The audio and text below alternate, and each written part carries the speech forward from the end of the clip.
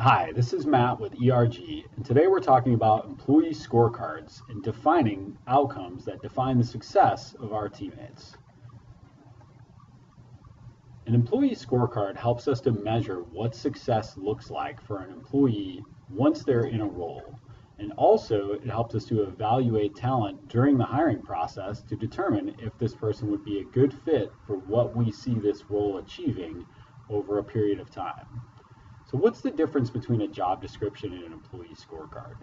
So while we do recommend having job descriptions, they can often be vague and sometimes intentionally vague. Many employers want to include things such as other duties as required, or they want to leave it fairly ambiguous so that the employee can handle a multitude of roles, particularly in small businesses.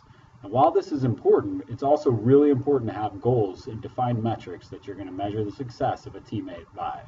So a job description might have vague things like fast, strong swimmer and team player, whereas a scorecard is very specific. Win 3 or more gold medals, win and break records when swimming for team events.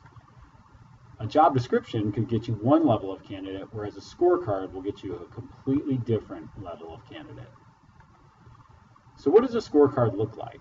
Well, a scorecard defines specific outcomes that we expect from a role, such as successfully implement 26 new clients while establishing and following standard operating procedures that contribute to the long-term retention of clients. Now, these specific outcomes will not only help you to gauge success of somebody who is performing the role on a daily basis and create goals both quarterly and annually for that employee to strive towards, but it will also help you to determine if you have the right candidate during the interview process. So if you're interviewing someone and you can gauge your questions around what the desired outcomes are for the role, you can really get a better visualization of if this person is going to be successful once they join your team. So we can use this rating and comments section during both the interview process and during our performance management reviews.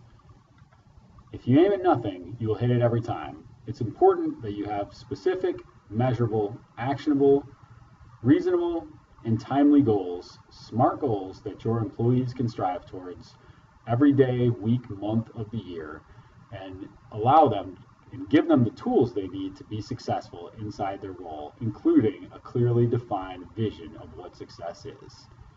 If you need more help or resources with this, please reach out to us at support@ergpayroll.com, or you can hit me direct at Matt Vady on Twitter, MattVaadi, or find me on LinkedIn. Thanks so much for your time. We appreciate it.